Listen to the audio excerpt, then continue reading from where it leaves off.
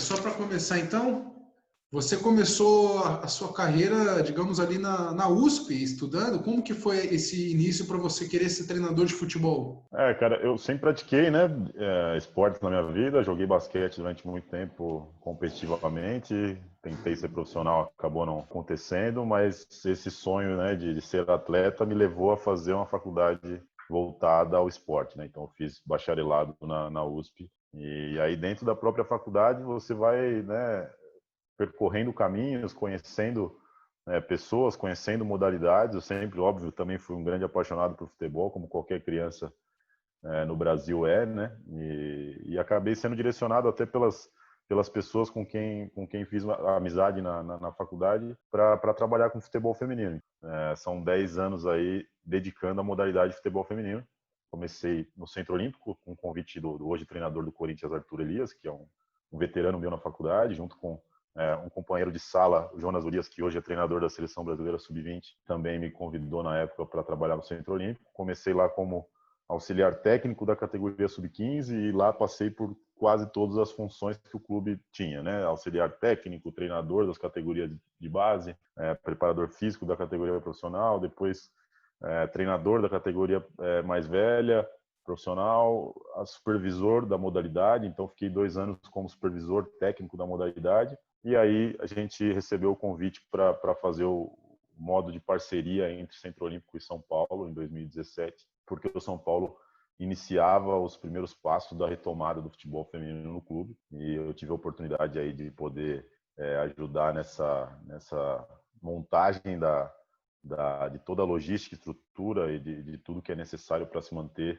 não só a equipe profissional que veio em 2019, mas também anteriormente a equipe de base, né? A nossa equipe sub-17 que está no clube há mais tempo aí, desde 2017. Então, no início trabalhei um pouco como supervisor técnico e depois voltei para a área como treinador para assumir essa responsabilidade de ser o treinador da equipe mais velha aí, da equipe profissional. Você acha que essa sua entrada no futebol feminino foi uma questão de oportunidade? Você sempre sonhou com isso? Ou foi uma questão de nicho, de oportunidade por você estar no Centro Olímpico e ter essa convivência com o Arthur Elias e outras pessoas da área? Acho que teve um senso de oportunidade no início, sim, óbvio, né? Eu trabalhei um tempo, estagiei, né, nos times de futebol de campo universitários ali da USP, então já estava inserido na modalidade, e aí surgiu a possibilidade de trabalhar com o feminino em si. Era um projeto ousado do Arthur, né, e de todo mundo que convivia naquele ambiente. E quando eu iniciei no Centro Olímpico em 2011, foi um pouco nesse sentido de oportunidade, de perceber ali uma oportunidade rápida de trabalhar com alto rendimento. Eu ainda estava na faculdade, né? Então era uma oportunidade boa para botar em prática aquilo que você está aprendendo. Com o passar do tempo, pelo menos, eu me apaixonei muito pela modalidade, vi o quanto ela tinha laço para crescimento, vi o quanto ela é ainda, né, um pouco largada, deixada de lado, e o quanto ela tem potencial para se crescer, para tornar-se muito maior, e aquilo me deixou muito muito intrigado e vi como um perfil de carreira, né? Um perfil de uma modalidade que poderia me criar um perfil de carreira e que poderia viver da modalidade. Como que foi essa transição do Centro Olímpico para o São Paulo? Porque tem uma parceria entre os dois, né? Existiu uma parceria, né? Então, em 2017, o São Paulo procurou o Centro Olímpico porque ele precisava entrar na legislação do Profut na época para conseguir diminuição de dívida e entrar em toda a legislação do Profut para conseguir arrecadar a parte financeira. E ele procurou com o intuito de remontar essa modalidade no São Paulo. Então se iniciou com um projeto de parceria, um namoro ali, né, com uma ideia de usar a camisa. Então no primeiro momento a gente não tinha vínculo profissional, era só o vínculo simplesmente da camisa do São Paulo, mas o São Paulo logo percebeu que dali poderia nascer e florescer algo mais concreto. Óbvio que na sequência desse início de parceria veio as obrigatoriedades também, tanto o CBF quanto o Conmebol, obrigando as equipes de camisa a terem um futebol feminino. Então isso tudo culminou para a gente estar meio que no lugar certo, na hora certa, e o projeto ser pioneiro, né? A gente, nas categorias de base do Centro Olímpico, a gente sempre foi uma equipe muito forte, talvez a mais forte aí de São Paulo durante muito tempo. Então isso chamou muita atenção do São Paulo, a gente acabou fazendo a parceria, também foi muito promissora. A gente é tricampeão paulista na categoria sub-17, então sempre rendeu muitos frutos, e aí a gente estendeu isso para o profissional depois da obrigatoriedade. Então você acha que esse seu trabalho nas categorias de base do São Paulo ajudou a conhecer mais esse elenco, até para ter mais jogadoras promovidas para a equipe principal? Com certeza, a gente, desde o início do meu trabalho no Centro Olímpico, eu sempre trabalhei muito com a categoria de base. Então, pinguei alguns anos no profissional, 2015, 2016, trabalhei com uma equipe profissional no Centro Olímpico, mas a grande parte do tempo foi trabalhando com as meninas de base. Então, valorizo muito o trabalho que é feito com as meninas mais novas e acho que é um trabalho que é necessário em todos os âmbitos, não só no futebol feminino, como no futebol masculino também. E tem sido deixado muito de lado, né?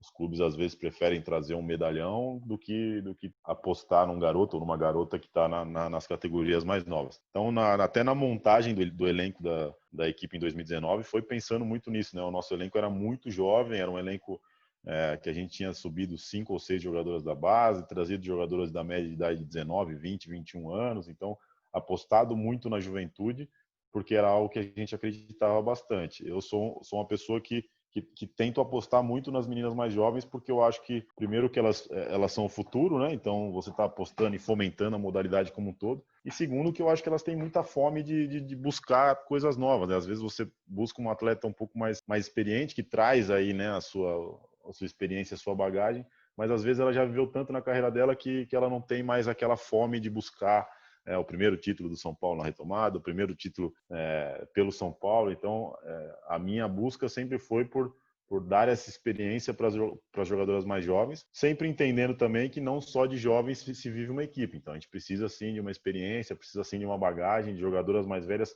que comprem a ideia, né, a filosofia da equipe e a filosofia da comissão técnica. Não adianta nada só ter as mais novas, que aí você tem um time muito juvenil, mas você precisa conseguir aliar essa experiência e essa qualidade técnica e tática das meninas mais velhas com a juventude para você ter, na minha opinião, aí sim um fruto bom, né?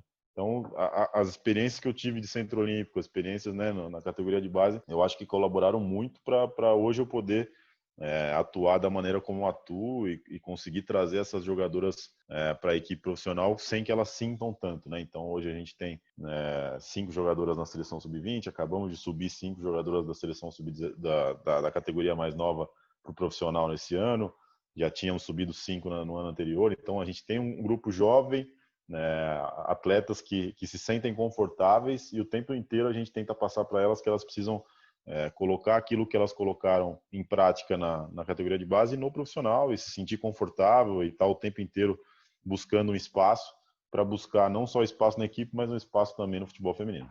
Qual que é o grande objetivo desse elenco de São Paulo, alinhado com o objetivo da diretoria? Seria louco se eu não falasse que as expectativas são ser campeão sempre de qualquer competição. A gente, assim como em 2019, na minha primeira entrevista coletiva, na apresentação da Cristiane até eu falei, a gente seria uma equipe competitiva que brigaria por título. É difícil prometer título, né? É quase impossível, porque o futebol é um dos esportes mais aleatórios que se existe. Agora, a gente sempre vai prometer competitividade, ser uma equipe que vai brigar nas cabeças, almejando sempre o primeiro lugar. Ano passado a gente teve um ano bom, né, na perspectiva de chegar nas competições. Então chegamos nas 3 finais que disputamos, nos 3 campeonatos que disputamos, isso foi muito bom. Mas ficou o gostinho, obviamente, de, se a gente chegou em 3 finais, a gente estava tão perto que a gente podia ter 3 taças e a gente só tem uma.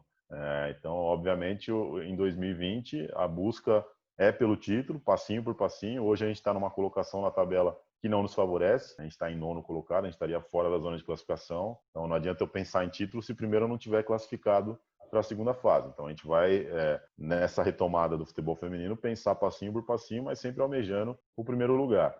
A gente teve um calendário complicado nesse início, né? A gente pegou 4 campeões estaduais e um clássico, né, aqui regional.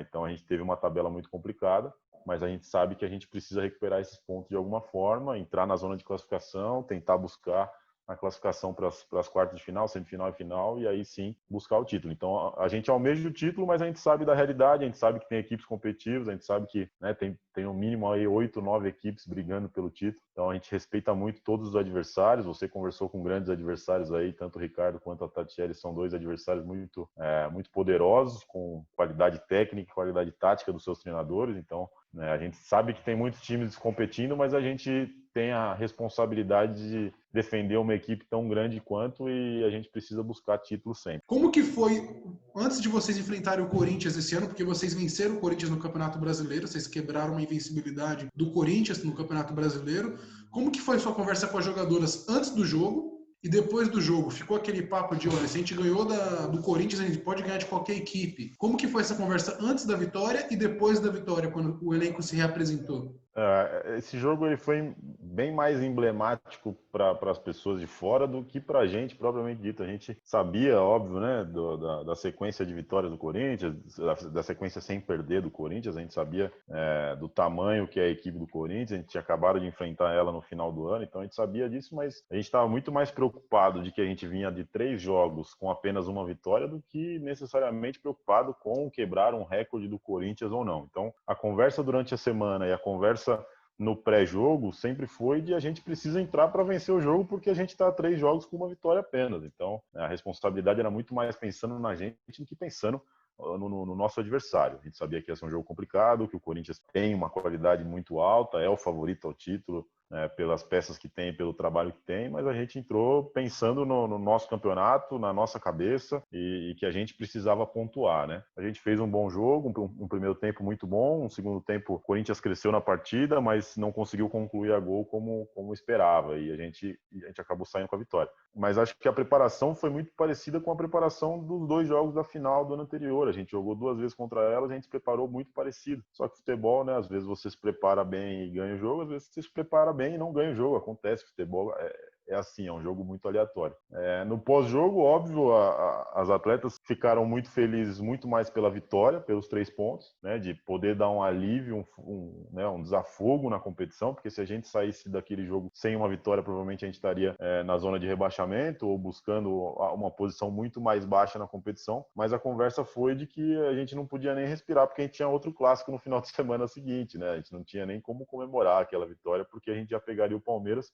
Mas tem algum treinador que você olha para o trabalho e admira muito e fala, olha, eu pretendo implantar essas táticas de jogo? O ser humano ele passa por muitas fases na vida e cada fase ele está orientado por alguém que ele almeja, né? É difícil você ter aquela pessoa eu almejo desde que eu nasci.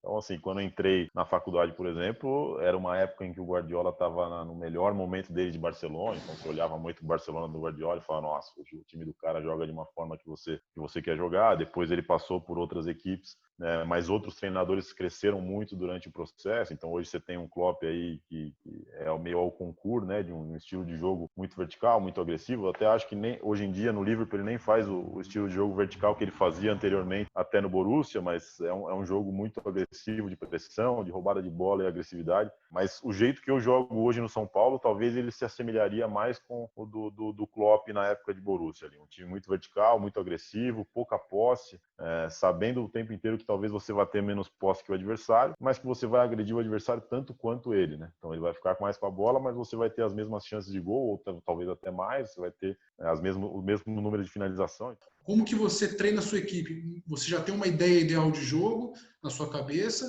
Ou você alterna o esquema tático e planeja de acordo com o seu adversário? Eu acho que não tem como você fugir da sua maneira de jogo, né? A maneira de jogo que o São Paulo joga é a maneira como eu mais trabalho na equipe. Então, meu time, querendo ou não, ele vai reproduzir aquilo que ele tem feito dia a dia no treinamento. Então, a gente tem um time que gosta de marcar em bloco alto, que tenta ao máximo tirar o conforto do adversário na saída de bola para incomodar ou roubar a bola ou ter a bola de novo para si. Quando tem a bola, é um time que tenta ser o mais vertical possível, o mais agressivo possível em direção ao gol, sem tanta posse, tem um corredor livre, buscar aquele corredor livre para subir no campo, e tentar ao máximo possível gerar um maior número de finalizações. Qual a importância das suas laterais, que são experientes, inclusive uma é capitã, para orientar essa equipe do São Paulo? Nessa busca a gente trouxe a Dani, que é a lateral esquerda nossa que veio do Santos. A Giovana já estava na equipe, mas ela acabou se lesionando durante um grande processo de tempo no ano. A gente tem nas próprias laterais a Robertinha e a Natane, que são 2 atletas não tão experientes, mas que já tem uma rodagem muito grande na equipe. Então a gente tem nas laterais talvez seja o lugar do campo onde a gente tem mais experiência ali de vivência. Dentro disso, as nossas laterais são muito importantes. Até por ter um jogo muito vertical, a gente acaba sempre atacando pelos lados do campo, né?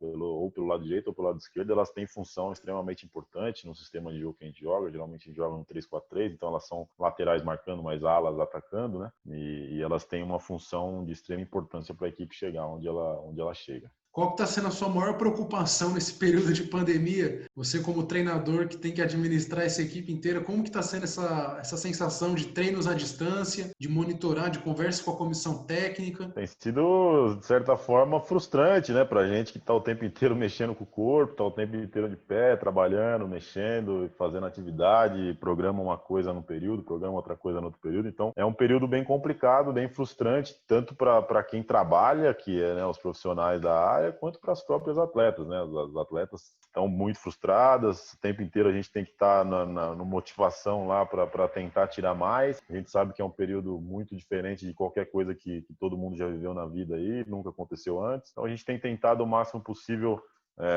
tirar o melhor delas, mas também pensando bastante nessa parte mental, porque é um período muito complicado, um período que a cabeça tá passando milhões de coisas. Então a gente tem feito um acompanhamento, tem feito lives para trabalhar a parte tática, para trabalhar a parte física, tem sempre mantido contato. Como que funcionam os treinamentos específicos? Eu vou dar um exemplo aqui, treinamento para goleira, que tem um preparador que tem uma parte específica, treinamento de finalização.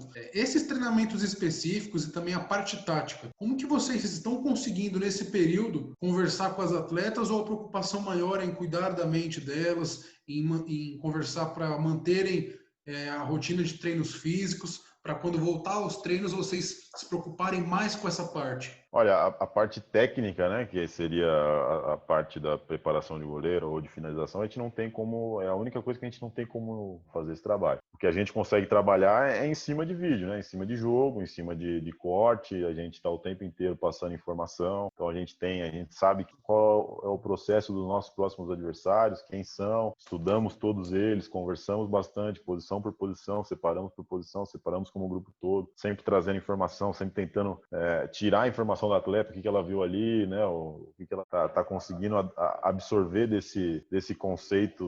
O Thiago Viana, ele é o treinador da categoria de base do São Paulo, é isso? Do equipe Sim, feminino? sim. Como que você conversa com ele para saber também como é que está o trabalho com as atletas e a sua reunião com algumas partes da comissão técnica? Você conversa com a parte de analista, de desempenho? Como que vocês fazem essas reuniões para já planejar o que observar nas jogadoras nesse período, para poder otimizar sem também deixar algo estressante, né? Que é um período difícil esse afastado. Com a comissão técnica a gente tem contato diário aí, né? O pessoal da minha comissão, a gente tem se reunido aí quase diariamente, às vezes por mensagem, às vezes por vídeo, por áudio, liga e conversa e fala, e posiciona, pô, o atleta tal tá sentindo alguma coisa aqui, ou o atleta X a gente vai passar alguma informação. Então, com a minha comissão a gente tem conversado diariamente. O Thiago é um amigo pessoal também, veio comigo do Centro Olímpico, um cara que é muito capaz e muito qualificado para estar onde está, e tem aí nas categorias de base os principais títulos do Brasil são dele, então é um trabalho que não precisa nem de palavras para falar o quanto ele é capaz. Converso bastante com ele, óbvio que no período da pandemia, como somos equipes diferentes, eu tenho que me fechar muito mais na minha própria equipe para tentar, nesse processo, tentar tirar o melhor da minha equipe. Ele está fazendo a mesma coisa com a dele, mas estamos conversando sempre, a cada 15, 20 dias a gente bate um papo, pergunta como é que tá. A gente sabe que se para o feminino adulto voltar já vai ser um processo complicado, para a base vai ser mais ainda, né? Porque todos os campeonatos de base aí a gente não vê retorno em quase nenhum lugar, então a gente sabe que vai ser um processo bem complicado para as meninas mais novas. Qual a melhor seleção de futebol feminino que você acha no momento? Difícil fugir dos Estados Unidos, né? Difícil fugir da seleção americana. Da atual campeã, né? Os títulos falam muito por si, né? De qualidade técnica e capacidade mental de aguentar situações e enfrentar. Não tem muito o que falar, né? É a melhor seleção. Qual a melhor equipe do mundo no futebol feminino? Acho que o Lyon, né? Por todo o trabalho que vem sendo feito, um projeto a longo prazo, são 5, 6 anos aí já na toada, brigando sempre por título e sendo campeão na maioria deles. Tem excelentes jogadoras. O Lyon hoje é a principal equipe do mundo. Pensando aqui no cenário do futebol brasileiro, se você fosse escalar uma equipe com 11 jogadoras por posição, eu quero uma seleção nacional aqui do futebol brasileiro feminino.